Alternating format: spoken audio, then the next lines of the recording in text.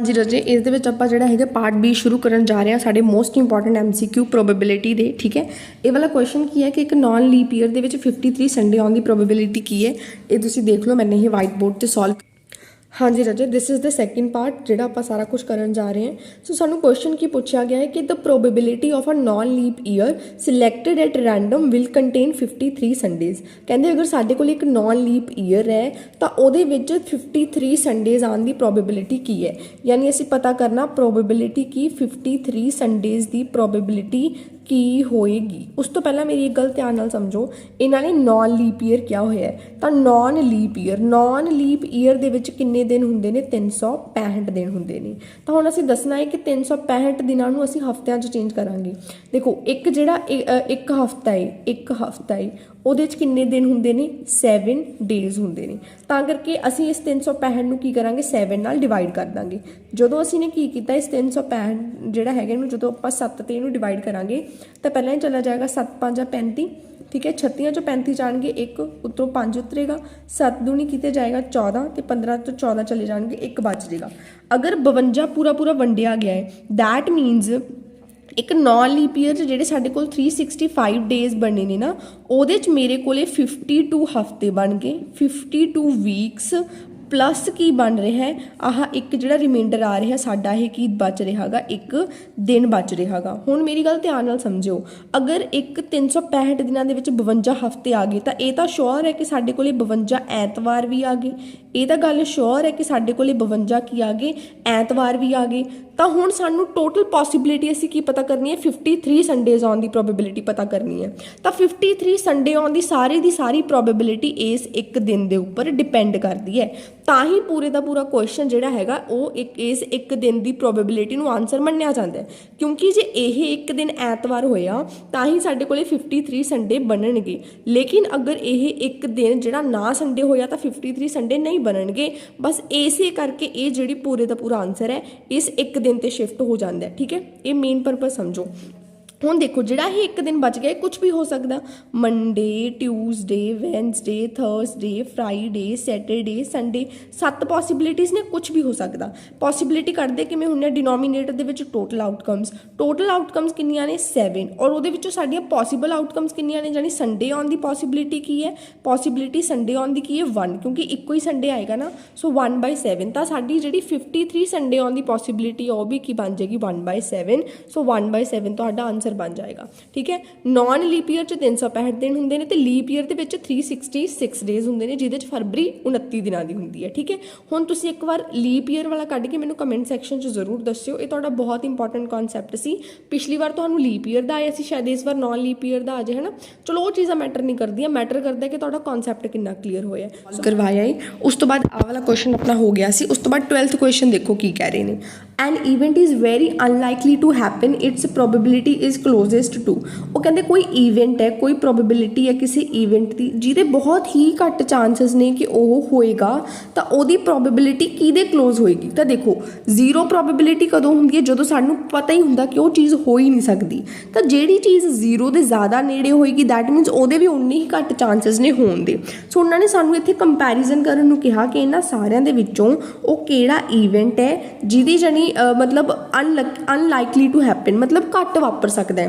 तो 0 के सब तो नेड़े कौन है, 0.1 है कि 0.01 है कि 0.001 है या 0.0001 है। So the right answer is option number A. ये जिहड़ा नंबर है ये 0 के सब तो ज़्यादा नेड़े है। तुसीं हुण आंसर की आ जाएगा ऑप्शन नंबर ए, तुहाडा आंसर आ जाएगा। नैक्सट क्वेश्चन देख लो, if an event can not occur then its probability is. तो सानूं पता है कि अगर कोई ईवेंट ना हो सके तो उसकी प्रोबेबिलिटी की होंदी है, 0 होंदी है। भी बहुत आसान क्वेश्चन सी। क्वेश्चन नंबर 14 देख लो, a card is selected at random for a well shuffled deck of 52 playing card. जिहड़े अपने ताश के पत्ते होंदे, तुहानूं पता ना टोटल 52 कार्ड्स होंदे ने।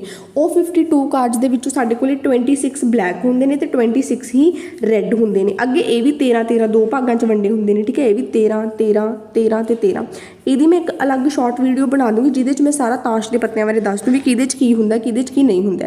लेकिन फिलहाल ही तुसीं समझो कि the probability of its being a face card आउण दी की प्रोबेबिलिटी है। देखो राजे जिहड़े साडे कोले फेस कार्ड हुंदे ने ना, जिहते कोई ना कोई तस्वीर बनी हुंदी है, वो फेस कार्ड किहड़े हुंदे ने, एक तां साडे कोले हुंदा किंग, ठीक है। एक हुंदा किंग जिन्हों आप पंजाबी च बोलते हैं बादशाह, एक साडी हुंदी है क्वीन जिन्हों आप बोलते हैं बेगम, तो एक साडा हुंदा जैक जिन्हों आप पंजाबी च की बोलते हैं गुलाम बोलते हैं। ये तीन कार्ड साडे कोले किहड़े ने फेस कार्ड ने, लेकिन ये तीन ही नहीं हुंदे। ये मैं तुहानूं जिवें हुण मैं डिवीजन करा के हटी ना, तो ये 4 भागां च वंडे हुंदे ने। एक चिड़ी का पत्ता हुंदा, एक हुक्म का हुंदा, एक हार्ट का हुंदा है ना जिन्हों आप पान का पत्ता कह दिंदे आ, और एक इट हुंदी आ।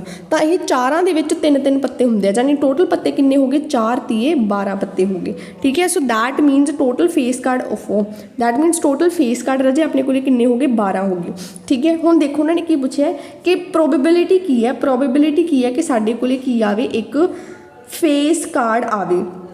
तो टोटल किन्ने चांसिस ने, total number of favourable outcomes किन्नियां ने, तो टोटल किन्ने ने 52 कार्ड्स ने। ਉਹ 52 ਦੇ ਵਿੱਚੋਂ ਸਾਡੇ ਕੋਲੇ ਫੇਸ ਕਾਰਡਸ ਕਿੰਨੇ ਨੇ 12 ਕਾਰਡ ਨੇ, ਠੀਕ ਹੈ। ਮਤਲਬ ਅਗਰ ਅਸੀਂ 52 ਵਾਰੀ ਉਹ ਕਰਾਂਗੇ ਪੱਤੇ ਚੱਕਾਂਗੇ ਤਾਂ ਉਹਦੇ 'ਚੋਂ 12 ਵਾਰੀ ਇਹੋ ਜਿਹੇ ਚਾਂਸ ਆਉਣਗੇ ਕਿ ਸਾਡੇ ਕੋਲੇ ਫੇਸ ਕਾਰਡ ਆਉਣਗੇ, ਯਾਨੀ ਜਾਂ ਤਾਂ ਸਾਡੇ ਕੋਲ ਕਿੰਗ ਆਏਗਾ ਜਾਂ ਕੁਈਨ ਆਏਗਾ ਜਾਂ ਫਿਰ ਗੁਲਾਮ ਦਾ ਪੱਤਾ ਆਏਗਾ। ਹੁਣ ਉਹ ਡਿਪੈਂਡ ਕਰਦਾ, ਉਹ ਚਿੜੀ ਦਾ ਵੀ ਆ ਸਕਦਾ, ਹੁਕਮ ਦਾ ਵੀ ਆ ਸਕਦਾ, ਉਹ ਪਾਨ ਦਾ ਪੱਤਾ ਵੀ ਆ ਸਕਦਾ ਅਤੇ ਉਹ ਇੱਟ ਦਾ ਪੱਤਾ ਵੀ ਆ ਸਕਦਾ। ਹੁਣ ਇਹਦੀ ਪੋਸੀਬਿਲਿਟੀ, ਹੁਣ ਇਹਨੂੰ ਤੁਸੀਂ ਡਿਵਾਈਡ ਤਾਂ ਖੁਦ ਕਰ ਹੀ ਸਕਦੇ ਹੋ ਨਾ, ਤੁਸੀਂ ਮੇਰੇ ਇੰਟੈਲੀਜੈਂਟ ਬੱਚੇ ਹੋ। ਸੋ ਇੱਕ ਵਾਰ ਆਪਾਂ ਇਹਨੂੰ ਡਿਵਾਈਡ ਕਰਕੇ ਦੇਖ ਲੈਂਦੇ ਹਾਂ। ਅਗਰ ਆਪਾਂ 2 ਤੇ ਭੇਜੀਏ ਤਾਂ ਇਹ ਆ ਜਾਏਗਾ 2 ਛਿਕੇ 12, ਇਹਨੂੰ ਭੇਜਾਂਗੇ ਤਾਂ 2 दूनी 4, 5 4 गए 1 2, 2 ਛਿਕੇ 12, फिर चलिया जाएगा। सो ये आएगा 2 तीए 6 और ये आएगा 2 एकम 2 ਤੇ 2 तीए 6, 3/13 ਹੈਗਾ ਜਿਹੜਾ ਤੁਹਾਡਾ ਰਾਈਟ ਆਨਸਰ ਆ ਰਿਹਾ। ਆਪਸ਼ਨ ਨੰਬਰ ਏ ਦੇ ਵਿੱਚ ਆਪਣਾ ਇਹ ਆਨਸਰ ਬਣ ਰਿਹਾ 3/13। ਦੇਖੋ ਮੈਂ ਡਿਵਾਈਡ ਇਸ ਲਈ ਮਤਲਬ ਕੈਲਕੂਲੇਸ਼ਨ ਫਾਸਟ ਕਰ ਜਾਂਦੇ ਹਾਂ ਬਿਕੋਜ਼ ਯਾਰ you people are in 10th class ਹੈ ਨਾ, you people now promoted in the 11th class. So this is very normal thing that you people know how to calculate the numericals, right, whatever. So the right answer is option number A.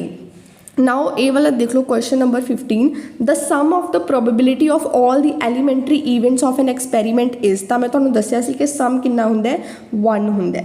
ਮੈਂ ਤੁਹਾਨੂੰ ਇੱਕ ਛੋਟੀ ਜਿਹੀ example ਦੇ ਦਿੰਦੀ ਹਾਂ। ਦੇਖੋ for example ਕੀ ਹੈ, ਮੇਰੇ ਕੋਲ ਕੀ ਹੈ 3 ਮੰਨ ਲਓ ਫੋਰ ਐਗਜ਼ਾਮਪਲ मेरे को एक रैड कार्ड है, एक मेरे को ब्लैक कार्ड है, तो एक मेरे को येलो कार्ड है, ठीक है। अगर रैड की प्रोबेबिलिटी कढ़िए, प्रोबेबिलिटी ऑफ रैड कार्ड कितनी होएगी 1/3 होएगी, क्योंकि टोटल 3 कार्ड ने, उहदे विच रैड आउण दी की संभावना है 1 है। सो 1/3 हो जाएगा, ठीक है। अगर मैं कहा कि प्रोबेबिलिटी ब्लू कार्ड आउण दी कितनी है, तो ब्लू कार्ड आउण दी प्रोबेबिलिटी टोटल कितने ने 3 कार्ड, उहदे विचों 1 आ सकता है। अगर मैं देखा येलो कार्ड की प्रोबेबिलिटी कितनी है, so probability of yellow card divide total 3/1, तीनों की आ गए 1/3 1/3 1/3। हुण जे तुसीं इन्हां तिन्नां नूं जोड़ो, जे तुसीं की करो इन्हां तिन्नां नूं जोड़ो 1/3 प्लस 1/3 प्लस 1/3, तो देखो सारे का डिनोमीनेटर सेम है, तो न्यूमरेटर दी वैल्यूज जुड़ जाएगियाँ। सो ये आ जाएगा 3/3, कट के की आ जाएगा 1 आ जाएगा। सो दैट मीनस तुहाडे जिहड़े एलीमेंटरी इवेंट्स ने उन्होंने एक्सपैरीमेंट का सम कितना होंदा है 1 होंदा है। I hope this is clear. Next question देख लो, ये भी बड़ा इंपॉर्टेंट है। A fish tank has 5 male fish and 8 female fish. कोई एक फिश वाला मच्छियां का टैंक है, वो जिहड़े 5 ने वो तो मेल फिश नेगे, तो जिहड़ियां 8 नेगियां वो फीमेल फिश नेगियां। The probability of a fish taken out is male fish. वो कहते प्रोबेबिलिटी की है कि जो मैं वो टैंक दे विच हत्थ पावां तो मेरे को एक मेल मच्छी बाहर निकले, इसकी प्रोबेबिलिटी की है।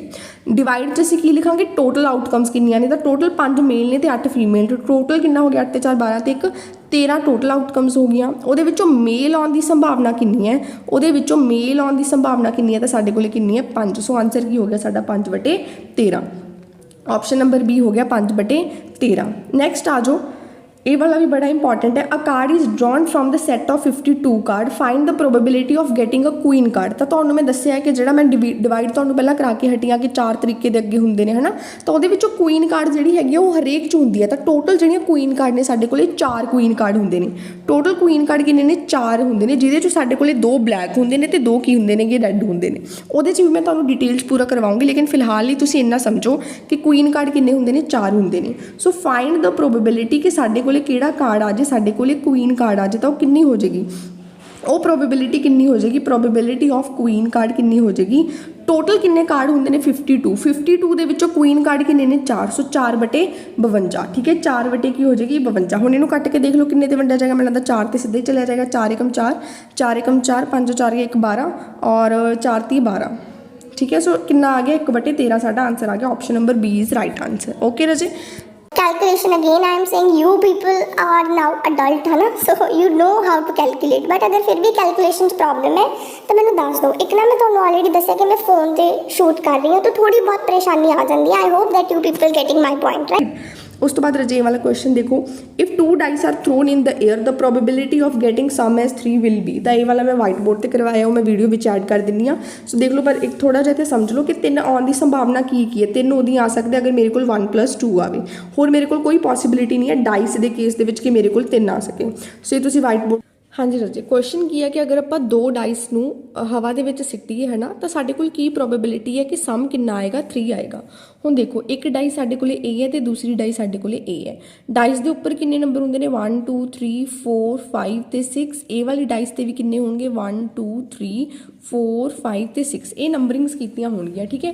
ਹੁਣ ਦੇਖੋ ਸਾਡੇ ਕੋਲ ਜਿਹੜੀਆਂ ਆਹ ਜਦੋਂ ਅਸੀਂ ਪ੍ਰੋਬੇਬਿਲਿਟੀ ਕੱਢਦੇ ਹਾਂ ਤਾਂ ਡਿਨੋਮੀਨੇਟਰ 'ਚ ਕੀ ਆਉਂਦਾ ਹੈ total number of possible outcomes ਜਾਂ total number of favourable outcomes. ਤਾਂ ਦੇਖੋ 6 ਹੀ ਇਸ ਡਾਈਸ ਦੀਆਂ ਨੇ, 6 ਹੀ ਇਸ ਡਾਈਸ ਦੀਆਂ ਨੇ, ਤਾਂ 6 × 6 ਯਾਨੀ ਕਿ 6 ਕਿੰਨਾ ਹੋ ਗਿਆ 36। ਯਾਨੀ total number of favourable outcomes ਦਾ ਸਾਨੂੰ ਪਤਾ ਲੱਗ ਗਿਆ 36 ਹੈ। ਯਾਨੀ ਜੇ ਤੁਸੀਂ ਇਹਨਾਂ ਦੋਨਾਂ ਨੂੰ ਥਰੋ ਕਰੀ ਜਾਓਗੇ ਤਾਂ ਟੋਟਲ ਤੁਹਾਡੇ ਕੋਲੇ 36 ਟਾਈਮਸ ਜਿਹੜੀਆਂ ਹੈਗੀਆਂ ਟੋਟਲ ਪੋਸੀਬਿਲਿਟੀਜ਼ ਜਿਹੜੀਆਂ ਹੈਗੀਆਂ ਨੇ ਬਣਨਗੀਆਂ। ਲੇਕਿਨ ਆਪਾਂ ਨੇ ਫਾਈਂਡ ਆਊਟ ਕੀ ਕਰਨਾ ਹੈ ਕਿ ਉਹ ਸਾਡੇ ਕੋਲੇ ਕਿਹੜੇ ਨੰਬਰ ਆਣਗੇ, ਇਹ ਡਾਈਸ ਦੇ ਵਿੱਚੋਂ ਕੀ ਆਏਗਾ ਤੇ ਇਹ ਡਾਈਸ ਦੇ ਵਿੱਚੋਂ ਕੀ ਆਏਗਾ, ਕਿ ਦੋਨਾਂ ਦਾ ਸਮ ਕਿਹਦੇ ਬਰਾਬਰ ਬਣੇਗਾ 3 ਦੇ ਬਰਾਬਰ ਬਣੇਗਾ। ਹੁਣ ਤੁਸੀਂ ਆਪ ਦੇਖੋ ਕਿ 3 ਦੇ ਬਰਾਬਰ ਸਮ ਕਦੋਂ ਬਣ ਸਕੇਗਾ, ਅਗਰ 2 ਤੇ 1 ਐਡ ਹੋਣਗੇ ਤਾਂ ਹੀ 3 ਬਣ ਸਕੇਗਾ। ਸੋ ਜਾਂ ਤਾਂ ਇਹ ਵਾਲੀ ਡਾਈਸ ਤੇ 1 ਆ ਜਾਏਗਾ ਜਾਂ ਇਹ ਵਾਲੀ ਡਾਈਸ ਤੇ ਫਿਰ 2 ਆ ਜਾਏਗਾ, ਠੀਕ ਹੈ। ਅਗਰ ਇੱਥੇ ਨਾ ਆਇਆ ਤਾਂ ਇਹ ਵਾਲੀ ਡਾਈਸ ਤੇ 2 ਆ ਜਾਏਗਾ, ਇਹ ਵਾਲੀ ਡਾਈਸ ਤੇ 2 ਆ ਜਾਏਗਾ, ਇਹ ਵਾਲੀ ਡਾਈਸ ਤੇ 1 ਆ ਜਾਏਗਾ। ਇਸ ਤੋਂ ਇਲਾਵਾ ਮੈਨੂੰ ਦੱਸ ਦਿਓ ਕਿ ਕੋਈ 2 ਨੰਬਰ ਇਹੋ ਜਿਹੇ ਹੈਗੇ ਜਿਨ੍ਹਾਂ ਨੂੰ ਜੋੜ ਕੇ 3 ਬਣ ਸਕੇ। ਹੁਣ ਦੇਖ ਲਓ, ਇੱਧਰ 6 ਤੇ ਇੱਧਰ 6 12 ਬਣ ਜਾਣਗੇ, ਇੱਧਰ 6 ਤੇ ਇੱਧਰ 5 ਫਿਰ ਵੀ ਨਹੀਂ ਬਣਨੇ ਹੈਗੇ। ਸੋ 3 ਨੂੰ ਮਤਲਬ 3 ਸਮ ਲੈ ਕੇ ਆਉਣ ਦੀ ਪ੍ਰੋਬੇਬਿਲਿਟੀ 3 + 0 ਇੱਕ ਹੋਰ ਬਣਦੀ ਹੈ, ਲੇਕਿਨ ਕੀ 0 ਇਹਨਾਂ ਪਾਸਿਆਂ ਤੇ ਹੁੰਦਾ, ਬਿਲਕੁਲ ਨਹੀਂ ਹੁੰਦਾ। ਸੋ ਇਹ ਜਿਹੜੇ ਨੰਬਰਸ ਹੈਗੇ ਨੇ ਉਹਦੇ ਤੋਂ ਸਾਡੇ ਕੋਲ 2 ਹੀ ਪੋਸੀਬਿਲਿਟੀਜ਼ ਨੇ ਕਿ ਪਹਿਲੀ ਡਾਈਸ ਤੇ 1 ਆ ਜੇ, ਦੂਸਰੀ ਡਾਈਸ ਤੇ 2 ਆ ਜੇ, ਤਾਂ ਸਾਡੇ ਕੋਲ ਦੋਨਾਂ ਦਾ ਸਮ 3 ਬਣ ਜੂਗਾ। ਜਾਂ ਫਿਰ ਪਹਿਲੀ ਡਾਈਸ ਤੇ 2 ਨੰਬਰ ਆ ਜੇ ਤੇ ਦੂਸਰੀ ਡਾਈਸ ਤੇ 1 ਨੰਬਰ ਆ ਜੇ, ਤਾਂ ਵੀ ਦੋਨਾਂ ਦਾ ਸਮ ਕੀ ਬਣ ਜੂਗਾ 3 ਬਣ ਜੂਗਾ। ਯਾਨੀ ਜਿਹੜੀਆਂ ਨੰਬਰ ਆਫ ਫੇਵਰੇਬਲ ਆਊਟਕਮਸ ਨੇ ਉਹ ਕਿੰਨੀਆਂ ਨੇਗੀਆਂ 2 ਨੇਗੀਆਂ, ਇੱਕ 1 2 ਹੈ ਔਰ ਇੱਕ 2 1 ਹੈ। ਸੋ ਆਪਾਂ ਪੋਸੀਬਿਲਿਟੀ ਕੱਢ ਲੈਣੇ, ਉੱਪਰ ਕੀ ਆਏਗਾ 2 upon total number of favourable outcomes ਕਿੰਨੀਆਂ ਨੇ 36 ਨੇ। ਹੁਣ ਤੁਸੀਂ ਇਹਨੂੰ ਡਿਵਾਈਡ ਕਰੋਗੇ 2 × 2, ਇਹਨੂੰ ਕਰੋਗੇ ਤਾਂ 2 × 2 3 ਚੋਂ 2 ਗਏ 1 6 16 2 8 16। ਸੋ ਦੈਟ ਮੀਨਸ ਤੁਹਾਡਾ ਆਂਸਰ ਕੀ ਆ ਗਿਆ 1/18। 1/18 is the right answer. So answer ਕੀ ਪਿਆ 1/18 ਪਿਆ, ਠੀਕ ਹੈ। The probability of getting both tails, ਇਹ ਵੀ ਮੈਂ ਵਾਈਟ ਬੋਰਡ ਤੇ ਕਰਵਾਇਆ, ਤੁਸੀਂ ਉੱਥੋਂ ਸਮਝ ਸਕਦੇ ਹੋ। ਹੁਣ ਇਹ ਵਾਲਾ ਕੁਐਸਚਨ ਦੇਖੋ ਕੀ ਕਹਿ ਰਹੇ ਨੇ, ਉਹ ਕਹਿੰਦੇ ਅਗਰ ਅਸੀਂ ਕੀ ਕਰੀਏ ਜਿਹੜੇ 2 ਕੁਆਇਨਸ ਨੂੰ ਸਿੱਟੀਏ ਹਵਾ ਦੇ ਵਿੱਚ ਤਾਂ ਕੀ ਪ੍ਰੋਬੇਬਿਲਿਟੀ ਹੈ ਕਿ ਸਾਡੇ ਕੋਲ ਦੋਨੋਂ ਕੀ ਆਣਗੇ ਟੇਲਸ ਆਣਗੇ, ਠੀਕ ਹੈ। ਫੋਰ ਐਗਜ਼ਾਮਪਲ ਇੱਕ A ਸਿੱਕਾ ਹੈ ਤੇ ਇੱਕ ਸਾਡੇ ਕੋਲ A ਸਿੱਕਾ ਹੈ। ਹੁਣ ਪਹਿਲਾਂ ਆਪਾਂ ਪੋਸੀਬਿਲਿਟੀਜ਼ ਲਿਖੀਏ ਕਿ ਕੀ ਪੋਸੀਬਿਲਿਟੀਜ਼ ਆ ਸਕਦੀਆਂ ਨੇ। ਹੋ ਸਕਦਾ ਇਹਦੀ ਹੈਡ ਆ ਜੇ ਤੇ ਇਹਦਾ ਟੇਲ ਆ ਜੇ, ਜਾਂ ਹੋ ਸਕਦਾ ਕਿ ਦੋਨਾਂ ਦੇ ਹੈਡ ਆ ਜਾਣ। ਪਹਿਲੀ ਪੋਸੀਬਿਲਿਟੀ ਤਾਂ ਇਹ ਹੈ ਕਿ ਇਹ ਵਾਲੇ ਸਿੱਕੇ ਦਾ ਹੈਡ ਤੇ ਇਹਦੀ ਟੇਲ ਆ ਜੇ, ਦੂਸਰੀ ਪੋਸੀਬਿਲਿਟੀ ਹੈ ਕਿ ਦੋਨਾਂ ਤੇ ਹੈਡ ਆ ਜੇ, ਤੀਸਰੀ ਪੋਸੀਬਿਲਿਟੀ ਕੀ ਹੈ ਕਿ ਦੋਨਾਂ ਤੇ ਟੇਲ ਆ ਜੇ, ਚੌਥੀ ਪੋਸੀਬਿਲਿਟੀ ਕੀ ਹੈ ਕਿ ਇਹਦੀ ਟੇਲ ਆ ਜੇ ਤੇ ਇਹਦੀ ਹੈਡ ਆ ਜੇ। ਮੈਨੂੰ ਦੱਸੋ ਇਸ ਤੋਂ ਇਲਾਵਾ ਕੋਈ ਚੌਥੀ ਪੋਸੀਬਿਲਿਟੀ, ਪੰਜਵੀਂ ਪੋਸੀਬਿਲਿਟੀ ਬਣ ਰਹੀ ਹੈ? ਨਹੀਂ।